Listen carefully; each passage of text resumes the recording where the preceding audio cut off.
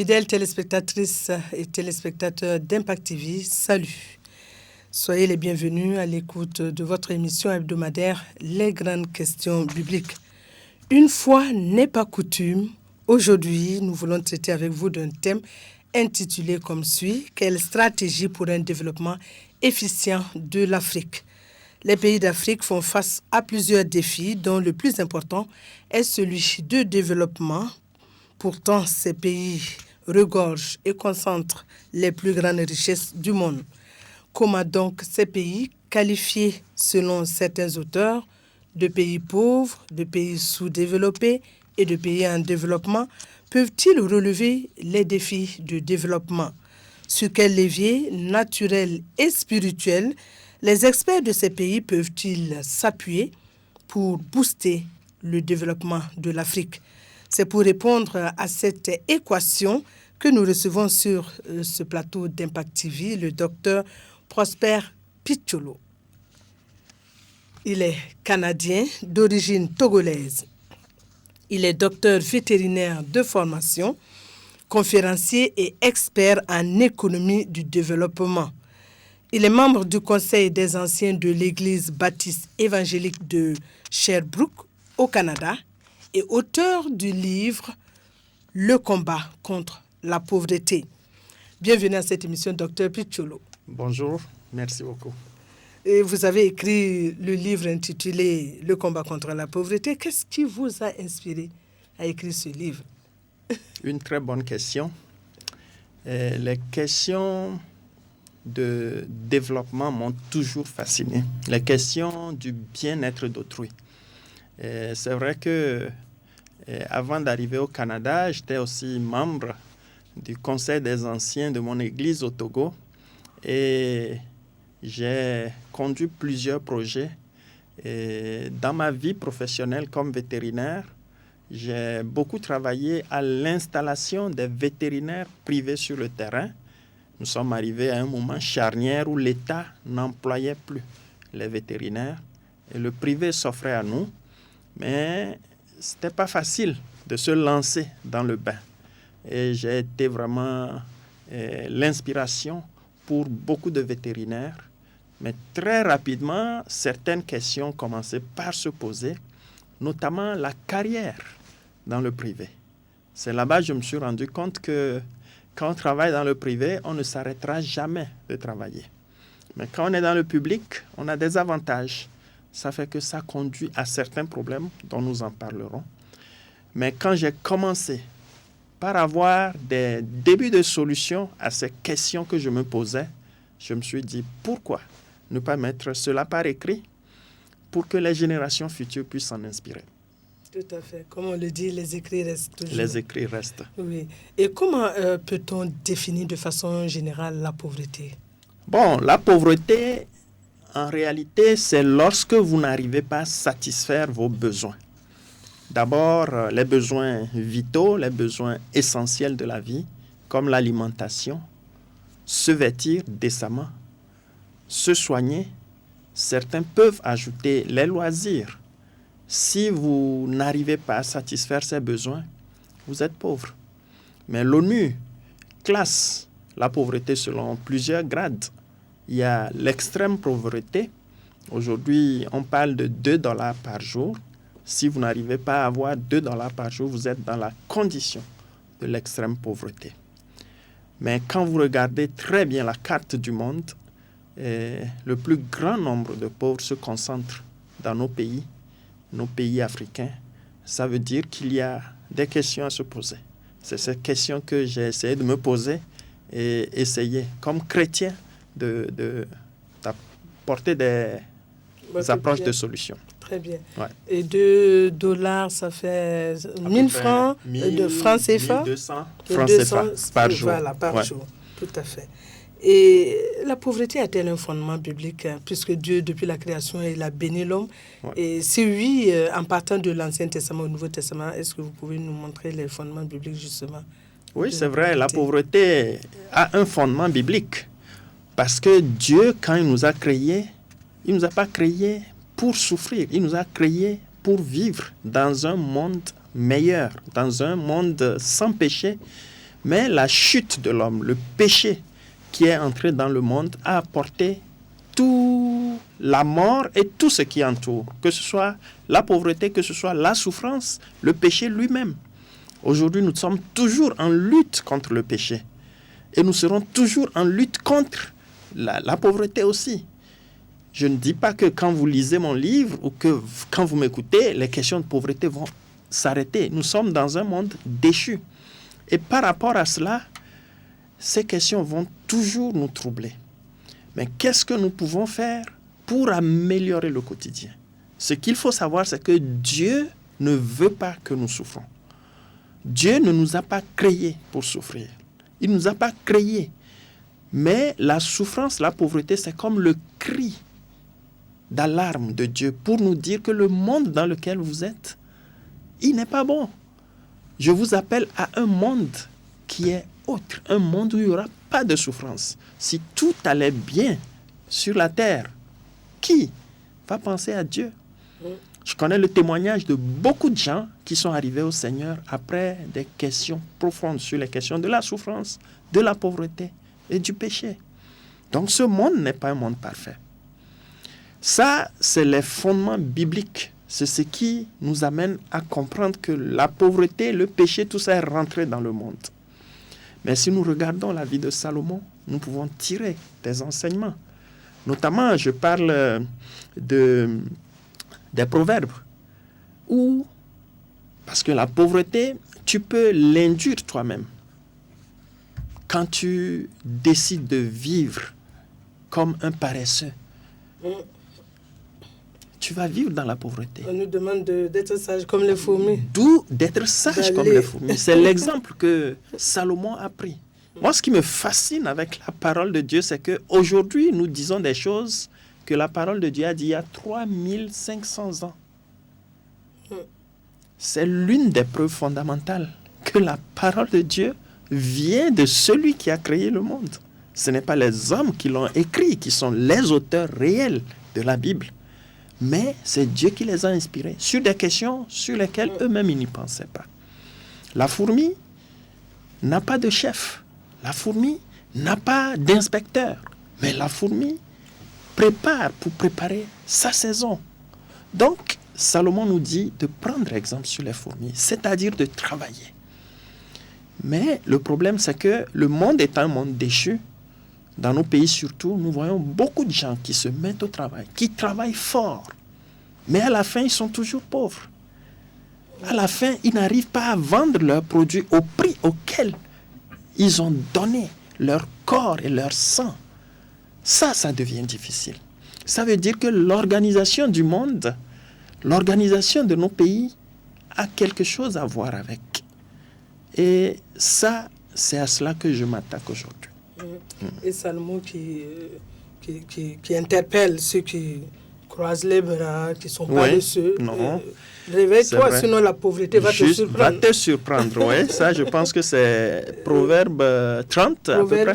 Il y a Proverbe 6 10, 11, oui, un peu de sommeil, un peu d'assouplissement, justement. Un peu croiser les mains, et la pauvreté te surprendra comme un rôdeur, et la disette comme un homme en arbre. Et il y en a plein, il y en a plein, Proverbe 30, 8 à 9 aussi, en parle, ouais. Tout à fait. Ouais. Éloigne-moi de la fausseté de la parole mensongère, ne me donne ni pauvreté, ni richesse, mais donne-moi le pain qui m'est nécessaire, de peur que l'abondance ne me... Dans l'abondance, je ne te renie et ne te dise qui est l'Éternel, ou que dans la pauvreté, je ne dérobe et ne m'attaque au nom de mon Dieu. Ouais. Wow. Et quand on parle du pain quotidien, le Seigneur, même dans la prière qu'il nous a enseignée, dit « Seigneur, donne-moi le pain de ce jour. » C'est-à-dire, pour aujourd'hui, donne-moi ce qu'il faut, parce que c'est le Seigneur qui est maître de nos vies. Le lendemain prendra soin, il prendra soin de nous. Donc, c'est des questions même... il ne faut pas être chrétien pour comprendre que c'est la parole de Dieu. Oui. Et en tant que chrétien, que pensez-vous que les questions de pauvreté constituent des questions théologiques majeures? Bon, c'est des questions théologiques majeures pour moi. Parce que quand on va apporter le message de Dieu aux gens, il est clair, quand tu vois quelqu'un en train de souffrir, tu ne vas pas venir lui dire « je te bénis avec la parole de Dieu seulement ». Il faut prendre soin de lui. Et vous allez voir qu'aujourd'hui, beaucoup d'institutions chrétiennes sont impliquées dans les questions de lutte contre la pauvreté.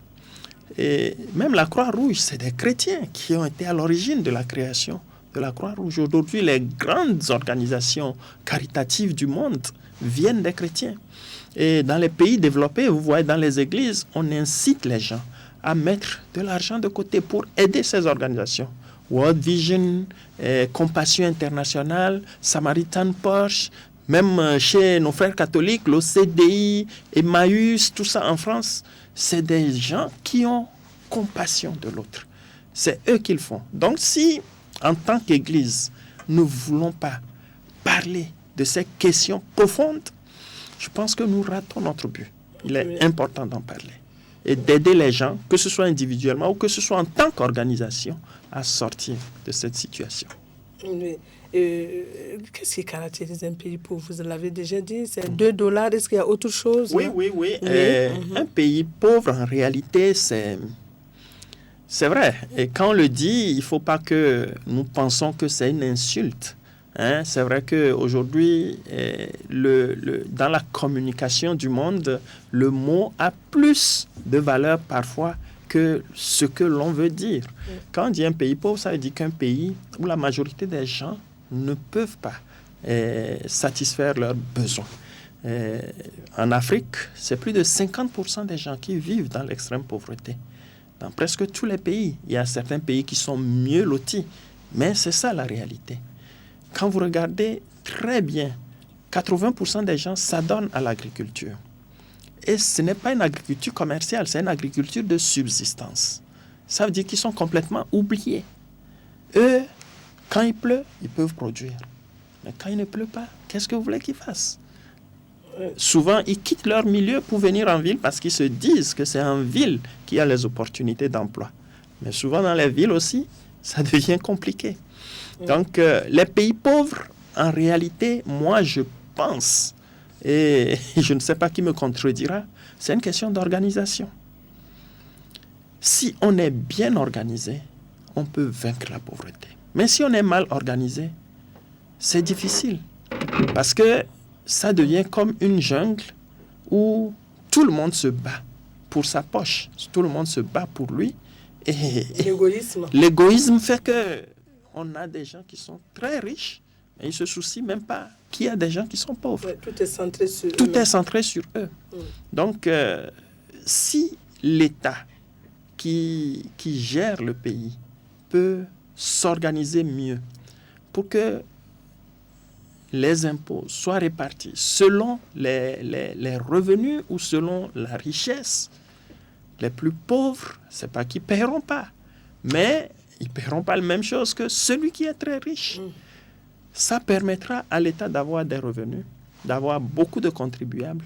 Et puis, ces revenus seront bien gérés pour permettre aux plus pauvres aussi d'exister et de ne pas s'adonner à la violence. Parce que souvent, c'est ce que nous voyons aussi. Et, Dr Picholo, est-ce que la pauvreté, c'est un état d'esprit ou une mentalité? En réalité, c'est une question difficile à répondre parce que tout dépend de ce qu'on met dans esprit. Tout dépend de ce qu'on met dans mentalité. Quand on parle d'esprit comme un mauvais esprit qui vient sur vous et qui vous... Je ne suis pas d'accord avec cette théologie-là. Je dis un état d'esprit. Oui, mais un état d'esprit, vous savez, c'est comme le péché. Est-ce que le péché est un état d'esprit? Quand tu ne connais pas Dieu, tu peux prendre le péché comme étant quelque chose de bon, de référence pour toi. C'est quand tu ne connais pas Dieu. Le plus important, c'est est-ce que Dieu est dans l'équation? Si Dieu est dans l'équation, et que tu connais bien la parole de Dieu, tu sais que Salomon t'a parlé de la fourmi. Donc, tu ne peux pas rester dans cet état d'esprit. Mais si tu ne connais pas Dieu, ça peut être un état d'esprit pour toi. Oui. Ouais. Et justement, d'aucuns pensent que, et à tort ou à raison, en se basant sur l'histoire du riche et du pauvre Lazare que la pauvreté permettrait d'entrer au paradis et qu'être riche conduirait en enfer, être pauvre conduirait au paradis. Donc, quel commentaire Non, vous ce faites n'est de cela? pas... C'est une parabole que le Seigneur Jésus a donnée pour attirer notre attention sur des questions précises. Mais ça ne veut pas dire qu'il faut être pauvre pour accéder au paradis et être riche pour aller en enfer. Même si le Seigneur a dit qu'il est plus difficile à un riche d'aller au ciel comme à un chameau de passer par un trou d'une aiguille. Ça dit, ça devient difficile. Donc, on revient à la même question. Quelle est la position ou bien l'équation Dieu dans ce que tu es en train de faire? Pour aller au ciel, les versets sont clairs. Je peux prendre Jean 3,16 qui dit « Car Dieu a tellement aimé le monde qu'il a donné son Fils unique afin que quiconque croit en lui ne périsse point. » C'est quiconque qui croit en lui qui ne périt pas, mais qu'il a la vie éternelle. Et Jean 1,12 « À tous ceux qui l'ont reçu, à tous ceux qui croient en son nom, elle a donné le pouvoir de devenir enfant de Dieu. » 1 Jean 5,12 « Celui qui a le Fils a la vie. Celui qui n'a pas le Fils n'a pas la vie. » C'est ces conditions qui nous amènent au salut. Ce n'est pas le fait d'être pauvre ou le fait d'être riche. Oui. Mais notre position par rapport à Dieu. À Dieu. Ouais. Et pourquoi, malgré les énormes ressources ou richesses naturelles, l'Afrique reste un continent dit pauvre? Oui, c'est vraiment la question qu'il faut qu'on se pose avec réalisme, avec la tête froide. Vous voyez, l'Afrique a passé 400 ans comme... Pendant 400 ans, nous étions sous le joug de l'esclavage. Après, il y a une centaine d'années où nous étions sous la colonisation. C'est dans les années 60 que la plupart de nos pays ont eu leur indépendance. Bien. 60 ans, 70 ans dans la vie d'un pays, c'est très peu. Mais nos pays n'ont pas eu le temps ou bien les ressources qu'il leur fallait pour s'organiser. S'organiser pour diversifier leurs sources de revenus. Aujourd'hui, la source de revenus principale, c'est les ressources naturelles que nous avons. Si nous avons le pétrole, c'est bon. Si nous avons le café, le cacao et que le marché est bon, c'est bien. Le coton, c'est bien. Mais quand ça décline, ça devient un problème. Mais il y a d'autres sources de revenus que nous négligeons, notamment les richesses humaines. Les pays qui n'ont pas de ressources naturelles, ils ont mis le focus sur les richesses humaines. C'est l'homme qui est la première richesse. Tout le monde le dit, mais tout le monde ne sait pas comment exploiter cette richesse. Oui, justement, quand on vous lit le livre sur le combat contre la pauvreté, et on a l'impression que pour sortir de la pauvreté, justement, il faut d'abord une organisation collective plutôt qu'individuelle. Oui, c'est une organisation collective. C'est vrai qu'individuellement, chacun se bat pour sortir de la pauvreté. Mais je vais vous donner un exemple. Même si vous êtes très riche et que la plupart de vos concitoyens sont pauvres, vous ne pouvez pas leur vendre les biens que vous produisez. Pour leur vendre, il faut qu'ils atteignent un niveau de richesse. C'est ça qui va vous... C'est ce que nous oublions. Si nous améliorons les conditions de vie en tant qu'État, la richesse du pays va aller en augmentant. Mais si nous voulons qu'il n'y ait que quelques personnes qui soient riches dans le pays, ils seront riches. Mais leur argent, ils iront déposer ça dans les banques étrangères. Parce que leur propre pays n'est même pas organisé pour sécuriser ces argents pour eux. Sécuriser, c'est rare que les gens déposent de l'argent en banque et ça dort. On travaille avec. Parce que les gens ont une certaine capacité financière. Bon, moi, j'irai prêter cet argent. Je vais produire des richesses pour eux. Je vais produire des loisirs pour eux. Au Togo, aujourd'hui, il n'y a plus de salles de cinéma. Parce que les gens qui ont les salles de cinéma ne reçoivent plus de clients pour pouvoir payer le personnel qu'ils ont. Donc, ça ne vaut pas la peine. Parce que les gens sont réduits maintenant à la nourriture. Bon, Ça marche très bien quand tu fais la nourriture. Il y a les cassettes, il y a les Oui, films il y a les cas, justement. Il y a Internet aujourd'hui maintenant. Justement, c'est ça. Mais aller suivre un film dans une salle de cinéma, c'est une activité avec des amis, tout ça. C'est une activité pour sortir de la maison. Mais les gens peuvent le faire. Mais quand tu regardes une grande population, personne ne le fait. Ça veut dire qu'il y a un problème. Et c'est ça. Oui, et est-ce que c'est l'organisation socio-économique qui divise le monde en pays riches et en pays pauvres? Oui, c'est l'organisation socio-économique. Quand on dit aujourd'hui pays développé, ça n'a rien à voir avec pays riches. Quand on parle de pays riches, vous verrez, beaucoup de pays sont très riches, mais personne n'ose dire qu'ils sont des pays développés. Ils ont de l'argent. Le PIB par habitant est la plus élevée dans leur cas. Parce qu'ils ont des richesses qu'ils exploitent. Mais l'organisation n'est pas suffisante pour permettre à tout le monde de bénéficier de cette manne-là. Les gens vivent dans ce pays ou bien dans ces pays à deux vitesses. Il y en a qui ont tout, il y en a qui n'ont rien. Il y en a qui ont des services, il y en a qui n'ont pas de services. Dans nos pays, c'est ça. Ça ne veut pas dire que tout le monde est pauvre dans nos pays. Il y a des gens qui ont de l'argent, même plus que dans les pays développés. Souvent plus riches que l'État. Souvent plus riches que l'État. Mais ils vont faire quoi de cet argent? Sinon, le mettre en thésaurisation à un endroit. Ils ne peuvent rien faire avec. Parce que même s'ils veulent créer des entreprises, les gens dans le pays ne sont pas assez riches pour pouvoir acheter les biens qu'ils vont produire. Et Dr Prosper Picholo, et quelles sont les caractéristiques qui marquent l'organisation des pays riches par rapport à celle des pays pauvres et comment y remédier? En réalité, c'est le modèle. On parle du modèle de développement. Quand on parle du modèle de développement, on parle de comment fonctionne un pays. Et dedans, on a les richesses humaines, les ressources financières et les alliances. Les richesses humaines, c'est l'être humain. Comment l'être humain est géré, connu, comment il est même jugé, comment il est formé, comment il est soigné. C'est tout ça qui rentre. Il y a un lien entre les soins qu'on prodigue aux gens et la richesse que cette personne va produire pour permettre au pays de se développer. Mais nous, c'est comme dans nos pays, on a oublié les richesses humaines. On se concentre beaucoup plus sur les ressources naturelles. Mais ces ressources naturelles, ce n'est pas nous qui fixons les prix de nos ressources.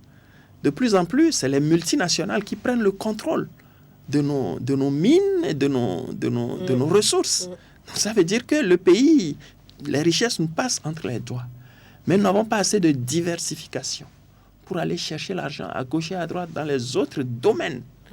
Ça fait que nous sommes condamnés, nous courons derrière ces ressources-là et ça fait que nous ne pouvons même plus imposer notre force sur ce que nous-mêmes nous produisons. Tout à fait. C'est ça.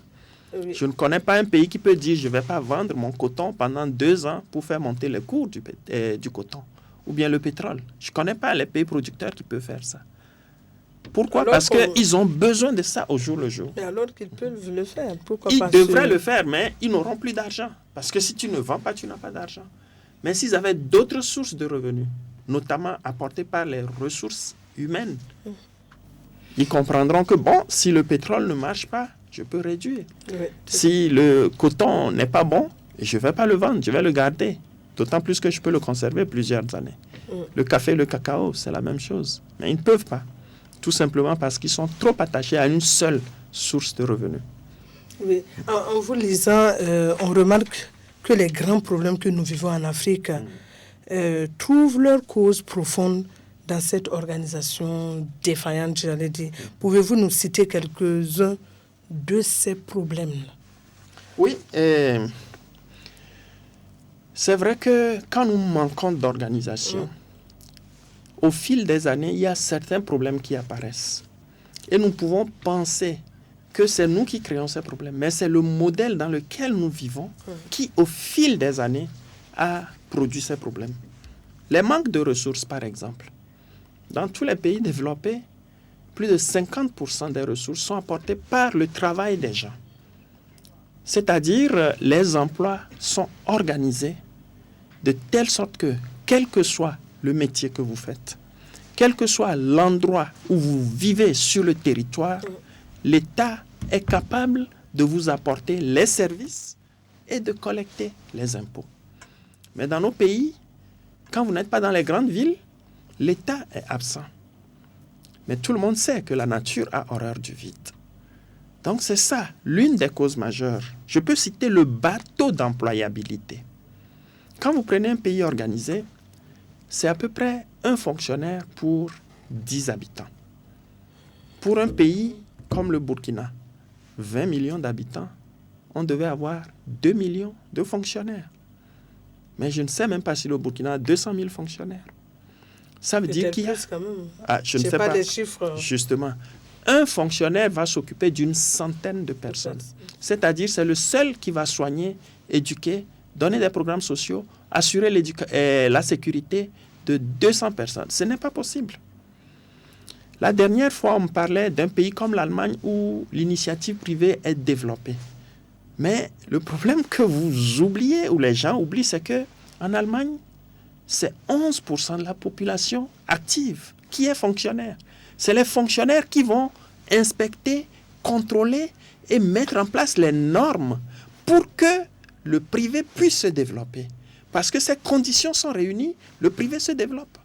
Mais s'il n'y a pas de gens pour le faire, s'il n'y a pas de gens pour contrôler, pour mettre en place les normes, le privé peut se développer, mais dans le désordre, on ne peut pas les contrôler, encore moins aller collecter les impôts.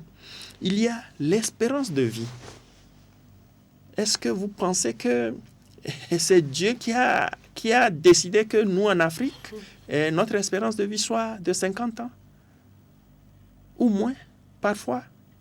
Non. C'est notre organisation, notre modèle qui fait que nous n'arrivons pas à soigner les gens, nous n'arrivons pas à voir les gens comme une richesse humaine, que petit à petit, ces problèmes se sont posés. Dans d'autres pays, l'espérance de vie est de 80 ans, 84 ans. Mais ici, c'est moins de 50 ans. Comment on peut expliquer ça?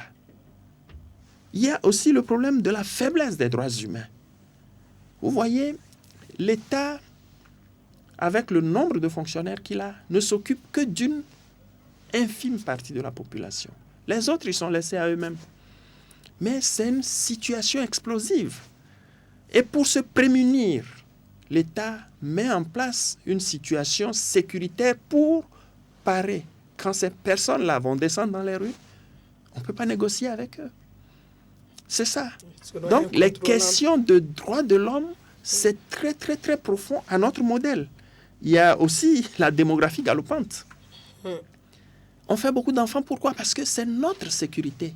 Comme le système de sécurité sociale n'est pas développé, il faut que moi, j'ai des enfants, plusieurs enfants, pour que dans mes vieux jours, ils puissent s'occuper de moi. Aujourd'hui, si un agriculteur, un maçon vieillit, ça devient une source d'angoisse pour lui. Comment je vais faire pour faire ces travaux difficiles? Tu comprends? Donc, il faut que j'ai des enfants pour me remplacer. Même les gens qui apparemment réussissent, qui sont dans le secteur dit informel, qu'est-ce qu'ils font? Ils obligent leurs enfants à avoir le même métier qu'eux, pour reprendre en charge l'entreprise familiale. Que l'enfant ait cette vocation ou non, l'enfant est obligé de le faire pour permettre à la famille de survivre. Il y a le déficit d'unité. Vous voyez, quand on regarde les pays, on pense que les différences naturelles, c'est ça qui constitue la division dans le pays. Notamment les ethnies, les religions. Ce n'est pas ça qui constitue les divisions. Les vraies divisions, c'est ce que l'État lui-même fait sans le savoir. Quel que soit le programme que l'État fait, si ce programme ne couvre pas toute la population, c'est un facteur de division. Par exemple, les allocations familiales. Qui les reçoit? Si ce n'est les fonctionnaires. Tu comprends? Mais les autres, est-ce qu'ils sont burkinabés ou ils ne sont pas burkinabés? Et ils ne reçoivent rien de l'État. Donc, celui qui reçoit, il s'enrichit un peu plus. Celui qui ne reçoit pas, il s'appauvrit. Les congés maternité. Si une revendeuse accouche, le lendemain, il faut qu'elle retourne au travail. Mais quand un fonctionnaire accouche, il a 3 mois. 3 mois. Dans d'autres pays, c'est 1 an de comme congé maternité. Le Canada, justement. 1 an de congé. Ils sont dans une logique nataliste. C'est autre chose. Mais ceux qui n'ont pas ce congé-là, qu'est-ce que vous voulez? C'est ça qui crée les divisions. Et au fur et à mesure, les gens se disent, ah, il faut que je devienne fonctionnaire. Parce que c'est le fonctionnaire sur lequel l'État a toute son attention. C'est lui aussi que sur sa feuille, il a une partie où il paye les impôts. Si on organisait tout le pays pour que tu sois fonctionnaire ou pas, que ton métier soit valorisé, parce que les métiers ne peuvent pas accéder à ça s'ils sont en l'état où ils sont aujourd'hui. Je vais vous même donner un exemple qui va vous étonner. Le commerce. Dans nos pays, on pense que c'est ceux qui n'ont pas été à l'école qui doivent s'occuper du commerce. Mais dans les pays développés, le commerce n'est pas laissé dans les mains de n'importe qui. Les gens qui font les écoles de commerce de niveau universitaire, qui vont gérer les entreprises commerciales. Ça veut dire que le commerce, c'est des normes qui les apportent, qui apportent cette spéculation à un niveau tel que si tu n'as pas été à l'école, tu ne peux pas gérer. Mais dans nos pays, on laisse à n'importe qui. Quand on lui dira, il faut même te laver les mains avant de vendre ta viande, il ne comprendra pas. Quand on lui dira, la viande ne peut pas être transportée sur les épaules, il ne comprendra pas. Vous voyez? Donc, c'est des normes qu'il faut amener pour élever ces métiers. Et quand on élève les métiers, les personnes vont mieux vivre de leur métier. Ils pourront mettre de l'argent de côté pour leur retraite future dans une institution étatique. Parce que c'est ça qui est même la base même de l'espérance de vie. Vous avez énuméré un nombre de problèmes. Hein? Justement. Il y a la prédisposition à la violence. Et puis, la fuite des cerveaux. Quand les gens, l'État met de l'argent à former les gens jusqu'à ce qu'ils aient un diplôme universitaire. Mais après, l'État ne peut pas mettre en place les conditions pour que cette personne puisse exercer sa connaissance dans le pays. Elle s'en va, elle devient un fruit mûr pour un autre pays qui l'utilise. Il faut que nous réfléchissions à tout ça. C'est fondamental pour notre développement. Moi, je suis surpris de voir qu'un pays ou bien des pays comme les nôtres qui n'ont pas encore atteint un niveau de développement, qui laissent des gens bien formés, qui peuvent transformer ce pays, s'en aller. Est-ce qu'ils ont le choix? Justement, c'est parce qu'il manque d'organisation. Tout à fait. Si on s'organise, on va régler ces problèmes. Mais quelle solution envisagez-vous pour ces problèmes que vous avez énumérés? La solution, c'est non seulement l'organisation, mais c'est une organisation basée sur l'humain. Parce que notre organisation aujourd'hui, c'est une organisation basée sur les ressources que nous avons. Les ressources humaines? Non, pas les ressources humaines, les ressources naturelles. C'est-à-dire, c'est ça qui nous rapporte l'argent. Vous savez, là où vous tirez vos ressources, vous vous occupez bien de ça. C'est naturel. Quand vous voyez dans les pays développés, on investit dans les hôpitaux, on investit dans l'éducation, vous pouvez à première vue dire, oh, ces gens-là, ils sont gentils, ils sont altruistes. Mais non, c'est parce que c'est les ressources humaines qui leur rapportent le plus d'argent. Donc, ils ont l'obligation budgétaire de former ces gens, de les soigner, de leur donner des programmes sociaux. Je vous ai parlé des congés de maternité d'1 année. Parce que on ne le fait pas par hasard. On fait ces calculs et on sait qu'on est gagnant. Parce qu'on sait que les jeunes qui naissent aujourd'hui, c'est eux qui vont payer les retraites des personnes âgées qui vont partir. Donc, il faut bien s'occuper de ces personnes. Donc, si notre source de financement, nos revenus nous viennent des ressources naturelles du coton, au Burkina, je suis certain, parce que ça se fait au Togo, quand quelqu'un fait le coton, s'il n'a pas d'engrais, on lui offre l'engrais. Parce qu'à la fin, quand il va vendre, on va récupérer le coût qu'on lui a donné. Mais quand il fait le maïs, non, on ne s'occupe pas de lui. C'est lui qui paye sa semence, c'est lui qui fait ce qu'il veut. Pourquoi? Parce que ce n'est pas une culture d'exportation. Or, l'État ne prend pas de taxes sur les cultures vivrières. C'est ça la réalité. Mais d'autres ont mis dans leur organisation l'humain comme source de revenus. Au Canada, par exemple, 50% du budget est rapporté par le travail des particuliers, l'impôt sur les particuliers. Quand vous voyez que 50% de votre budget vous vient des humains, vous n'avez pas le choix que de traiter ces humains-là qui soient en bonne condition pour continuer à travailler. Bonne condition de travail. Et c'est un coup double que vous faites. Vous formez bien les gens, vous soignez bien les gens et vous soignez votre budget. C'est ça la réalité. Il faut qu'on comprenne réellement ce que ça veut dire. C'est l'humain qui est la première richesse.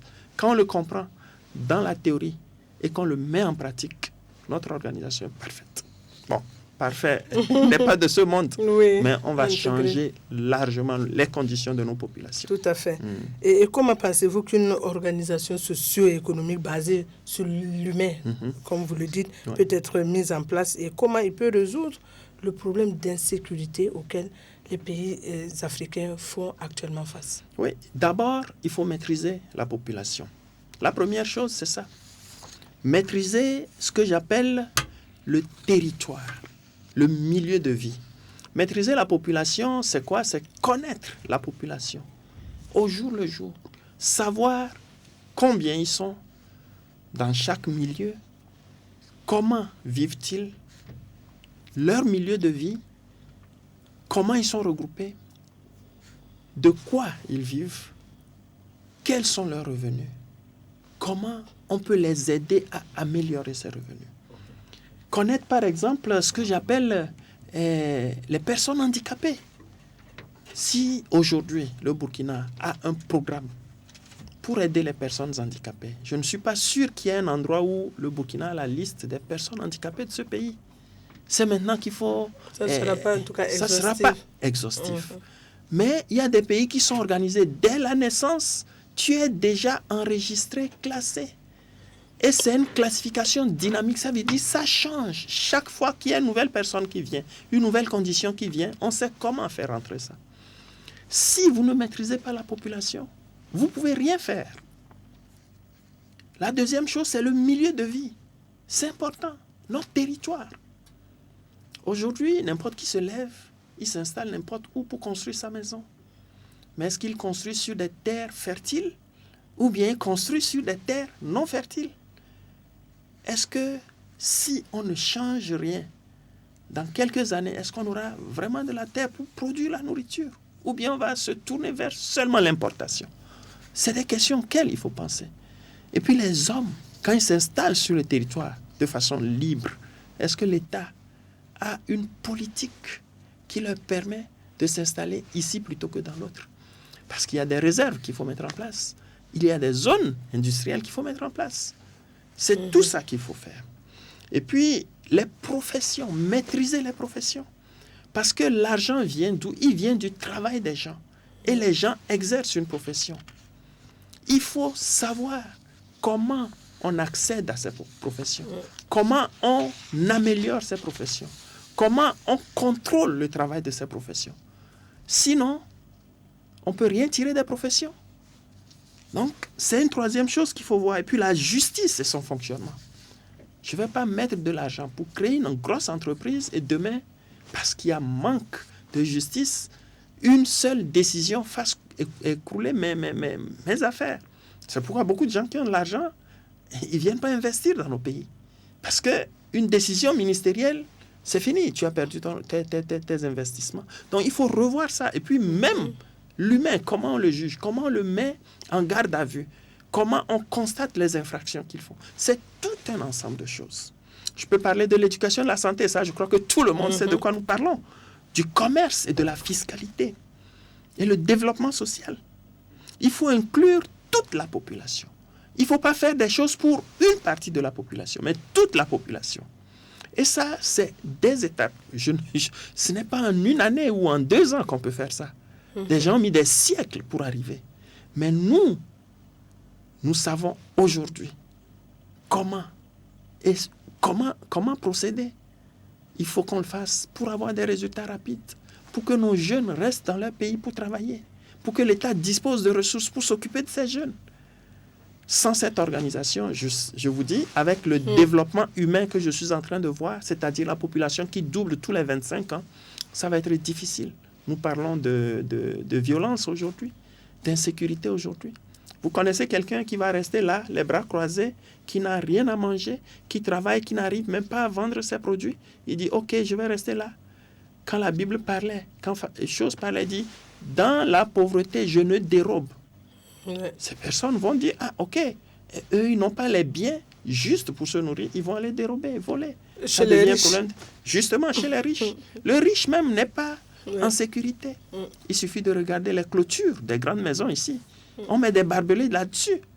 Et ça veut dire qu'on est conscient qu'on est une goutte d'eau dans la mer et que tout le monde converge vers ce que nous avons.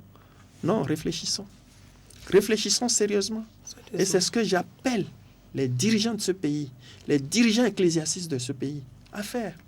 Ce n'est pas seulement une affaire d'une personne, c'est tout le pays. Mais il faut savoir où commencer, dans quelle direction aller. Et surtout, qu'est-ce qu'il faut faire. Le mal que nous avons aussi dans notre pays, c'est que nous n'avons pas les bases structurelles, c'est-à-dire la fondation sur laquelle nous devons mettre les choses. Mais quand nous voyageons, nous voyons des choses quelque part, nous voulons les importer, faire ça chez nous, alors que ça ne repose pas sur la même base. Ça fait qu'après quelques années, ça ne fonctionne pas. On n'a plus assez de ressources pour continuer. Vous voyez? L'injustice même est là-bas. Aujourd'hui, l'État peut aller prêter de l'argent pour payer ses fonctionnaires, n'est-ce pas? Mais quand il faut rembourser cet argent, ce n'est pas seulement les fonctionnaires qui contribuent. Quand on augmente le prix de l'essence, ce n'est pas seulement les fonctionnaires, c'est tout le monde. Vous voyez l'injustice dans laquelle on met la population. Eux ne reçoivent aucun service. Mais quand le pays a des problèmes, on court derrière eux. Quand tu n'offres aucun service à quelqu'un, et tout ce que tu sais lui demander, c'est donne, ça va craquer. Tôt ou tard. Tôt ou tard, ça ne... Justement. Mais celui qui reçoit, mais il est prêt à payer ses impôts.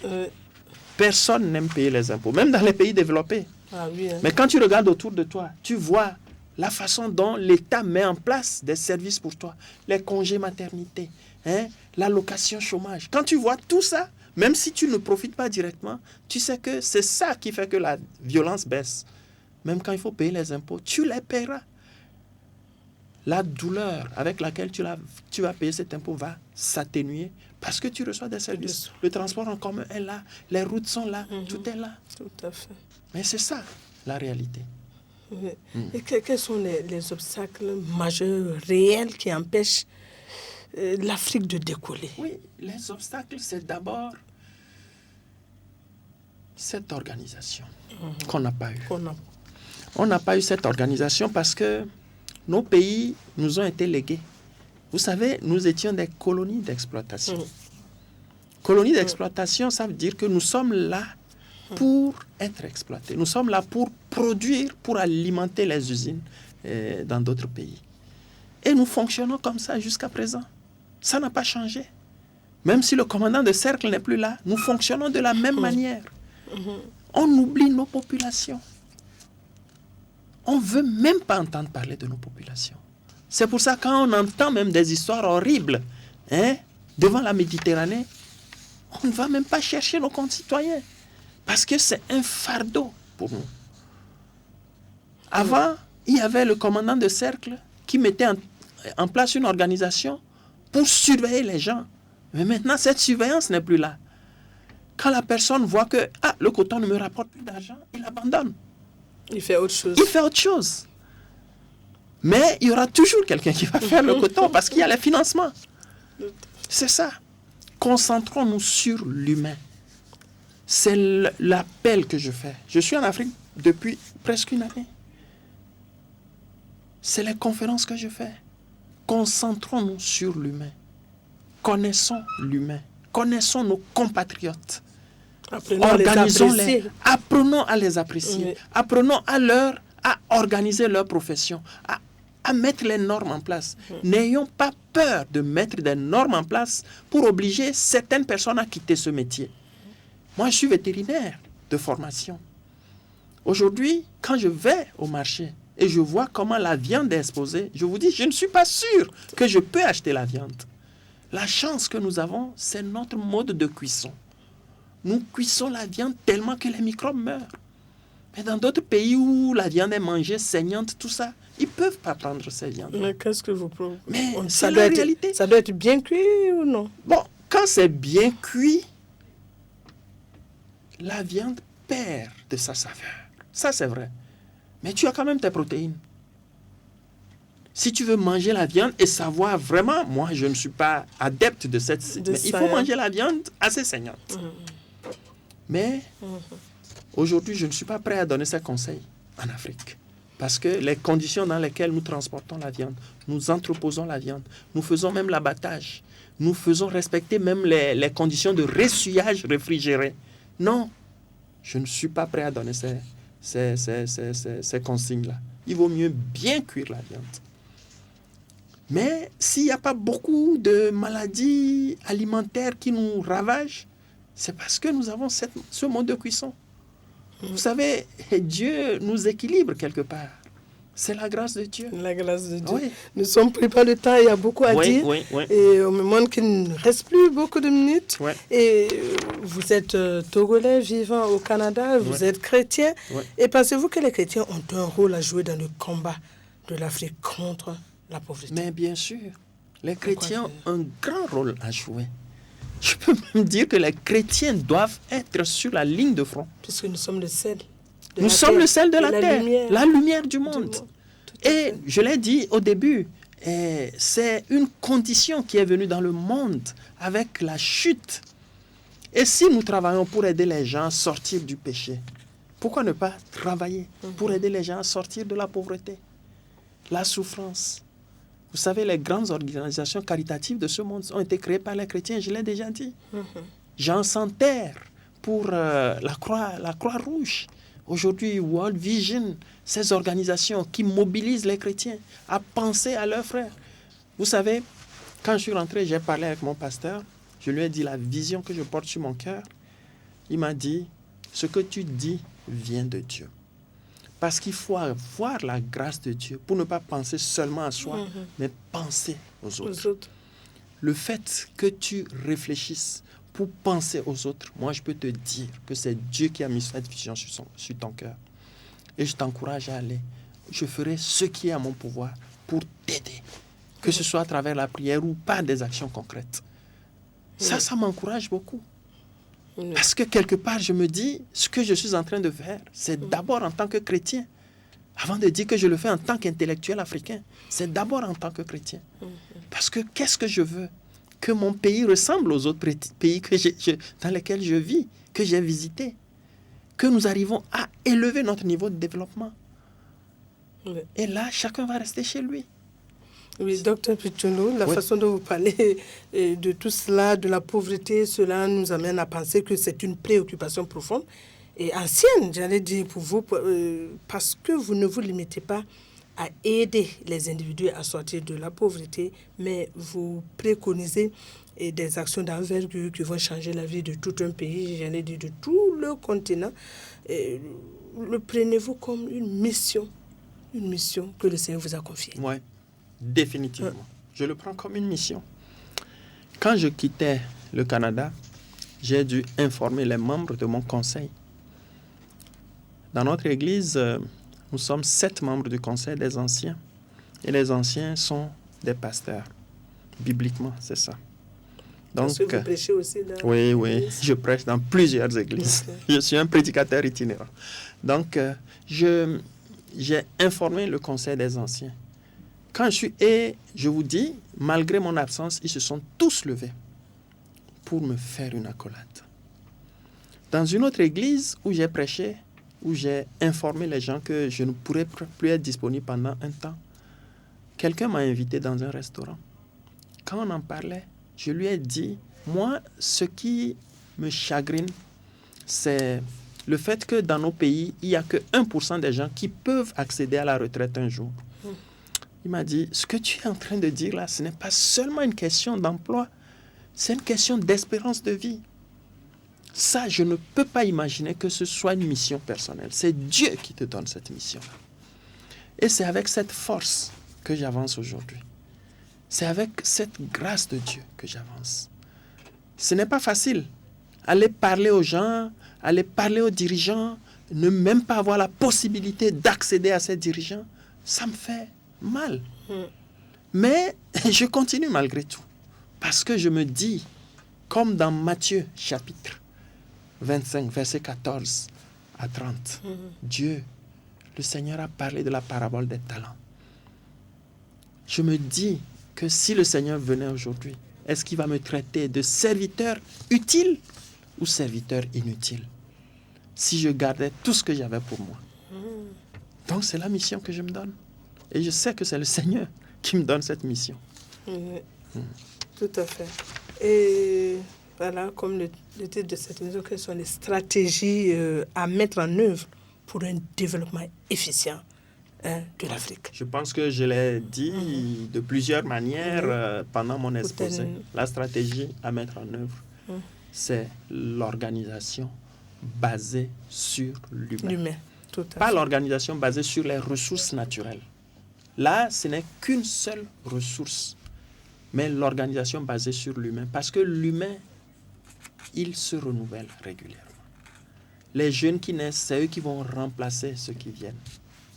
Vous savez, une petite anecdote, si les hommes qui sont au 1er siècle étaient encore vivants, aujourd'hui, nous n'aurons pas de la place pour rester. Quand vous avez un enfant, vous le mettez à l'école primaire. Votre rêve, c'est qu'il finisse l'école en 6 ans. S'il fait 8 ans, vous n'êtes pas content. Mais dans le milieu du travail, quand 90% des gens ne peuvent pas aller à la retraite un jour, comment voulez-vous que les jeunes qui arrivent puissent les remplacer? La cause profonde du chômage structurel dans nos pays, c'est ça. Les gens qui travaillent, ils ne peuvent jamais s'arrêter de travailler. Ils n'ont pas le choix parce que de quoi ils vont vivre? C'est ça même qui leur donne l'angoisse. Quand on parle de retraite dans nos pays, les gens même, ils ont des maladies cardiaques. Parce que rien n'est fait en dehors de ce que la fonction publique a fait pour ces fonctionnaires. Parce que les métiers qu'ils occupent, l'État ne les a pas organisés. N'importe qui peut rentrer, sortir du Burkina, créer une entreprise, sortir. S'il veut, il paye les impôts. S'il ne veut pas, il ne paye pas. Il se finit, il s'en va. Mais tu ne peux pas aller dans un autre pays, développer si tu n'as pas ce qu'on appelle une autorisation de travail. C'est ça. Oui. La réalité, elle est là, dans l'organisation. Dans l'organisation. Merci. Et dans votre biographie, je vois que vous êtes docteur vétérinaire de formation, mais votre livre traite des questions d'économie. On ne comprend plus rien. Avez-vous changé de métier ou quoi? Oui, c'est ça. Beaucoup de gens me posent cette question. Entre-temps, vous avez... Non, oui et non. En réalité, moi, j'ai été formé à l'école vétérinaire de Dakar. Mais à l'école vétérinaire de Dakar, ce que les gens ne savent pas, nous avons un programme d'économie et de sociologie. Donc, nous sommes initiés pendant 2 années en économie et en sociologie. Ça fait que quand nous quittons l'école vétérinaire, nous pouvons nous spécialiser en économie, comme en sociologie. Il y a un collègue burkinabé, je ne vais pas citer son nom, qui a décidé de se spécialiser en économie. Il est aujourd'hui professeur d'économie à l'université. Alors qu'il a commencé. Il est vétérinaire à la base. C'est la même chose chez moi. Quand moi je suis sorti de l'école vétérinaire, je me suis installé dans la distribution des médicaments. Et j'ai pris des cours de MBA, ce qu'on appelait à l'époque, à Lomé, l'organisation de l'entreprise. Quand je suis arrivé au Canada, j'ai continué dans ce sens-là, avant d'aller faire l'épidémiologie et les biostatistiques qui m'ont donné la porte de rentrer chez Statistique Canada.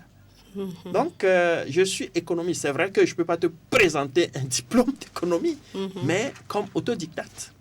Les livres d'économie qu'il y a dans ma bibliothèque sont plus nombreux que les livres de médecine vétérinaire.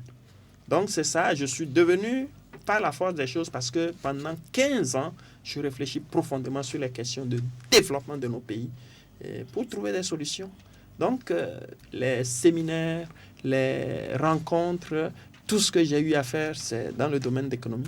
Ça fait que bon, C'est ça. Je n'ai pas changé de métier, mais je me suis spécialisé dans un domaine précis. Précis. Ouais. Oui, en tant que comme chrétien, justement, avez-vous un projet d'écrire un livre purement chrétien? Parce que voilà, ça c'était le combat contre la pauvreté. C'est vrai. Il y avait trop de... C'est vrai. Même le combat contre la pauvreté, c'est en quelque sorte chrétien. Oui, c'est vrai. J'ai un manuscrit. Un manuscrit actuellement que je n'ai pas encore. Le titre, c'est « Face à la science, la Bible est-elle crédible ?» C'est un livre que je veux mettre à la disposition des églises pour l'évangélisation. Vous savez, quand vous allez évangéliser quelqu'un, si vous ne maîtrisez pas sa profession, ce qu'il fait, vous allez passer à côté. Il faut partir de ce que cette personne fait. Souvent, aujourd'hui, on a tendance à croire que les scientifiques sont contre la Bible. Mais les grands scientifiques anciens, Descartes et tous ces grands scientifiques-là, étaient des chrétiens. Moi, quand je préparais ceci, j'ai été surpris de voir certaines choses qui confirment que la Bible est réellement la parole de Dieu. Des questions scientifiques qui ont déjà été confirmées il y a 3500 ans dans la Bible.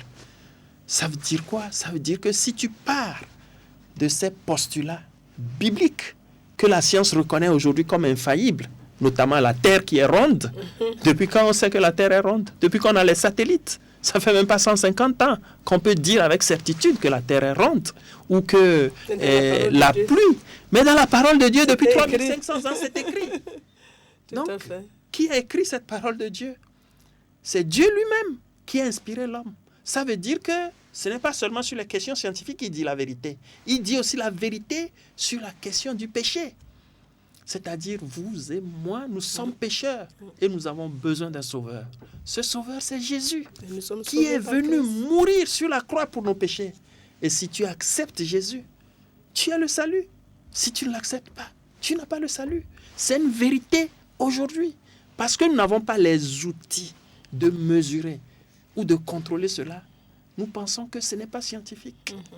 Comme on pensait avant que le cycle de l'eau aussi, ce n'était pas scientifique. Quand on pensait que la Terre était plate. Quand on pensait que la Terre n'était pas ronde.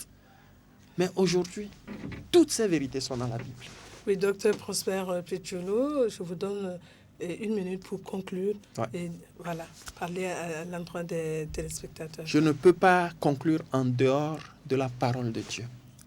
La parole de Dieu qui est notre source. Aujourd'hui, le monde traverse des moments difficiles. On parle de ce virus que l'on ne peut pas voir avec les yeux, mais qui fauche les vies. Est-ce que c'est ce que nous ne voyons pas qui désorganise tant le monde? J'aimerais inviter les gens à réfléchir sur ce que la Bible dit, sur ce que la parole dit. Est-ce que c'est dans ce monde que tu mets tout ton espoir? Ou bien tu veux mettre ton espoir dans le Seigneur Jésus? Quelqu'un qui était riche, mais il s'est fait pauvre. Il est rentré dans le cœur humain. C'est comme tu demandes à un humain de devenir un chien pour sauver les chiens. Il a fait ça par amour pour toi et pour moi. Et il te tend les bras. Ces bras qu'il te tend, il te demande tout simplement de le tenir. Il ne te demande pas d'être un pasteur. Il ne te demande pas d'être un curé. Il ne te demande pas. Mais pense à lui et reconnais que c'est lui qui a créé le monde. C'est lui qui est le maître du monde. Si tu le reconnais, tu te soumets à lui. Et qu'est-ce qui se passe? Tu as la vie éternelle. C'est ma conclusion. Parce que la pauvreté ne finira jamais de ce monde. On va essayer d'élever le niveau de vie des gens. Mais ça ne finira pas. Le péché sera toujours de ce monde. Mais un jour, nous vivrons dans un monde où il n'y aura pas de pauvres. Il n'y aura pas de pécheurs. Et c'est dans le royaume de Dieu. Est-ce que tu as ton ticket pour entrer au royaume de Dieu? Ou bien tu veux regarder les choses sur l'écran géant? Le match se passe dans la tribune, mais tu es dehors à regarder sur l'écran géant. Non, je ne veux pas être dehors pour regarder sur l'écran géant. Je veux être dans les tribunes, acclamer mon Seigneur. Je t'invite, mon frère, je t'invite, ma soeur, à réfléchir et à prendre le chemin que Dieu a dit lui-même dans Jean 14, 6. Je suis le chemin, la vérité et la vie. Nul ne vient au Père que par moi. Je vous remercie. Merci. Nul ne vient Ô Père, que par le Seigneur Jésus-Christ, au regard de tout ce qui vient d'être développé lors de cet entretien, nous pouvons conclure que le développement efficient de l'Afrique repose de façon globale sur la bonne gouvernance. L'Afrique dispose d'abondantes ressources naturelles, des ressources humaines qualifiées et bien formées dans les plus grandes écoles du monde. Mais à cela s'ajoute un nécessaire changement de mentalité pour croire que le développement de l'Afrique est possible et toujours par les Africains eux-mêmes. Que Dieu bénisse le continent africain, que Dieu bénisse tous les Africains. Au nom de Christ Jésus, shalom, shalom, shalom.